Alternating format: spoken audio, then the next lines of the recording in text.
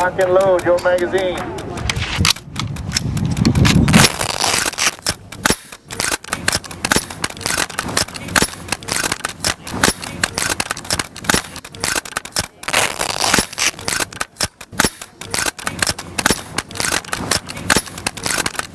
Place your selector switch from safe to semi.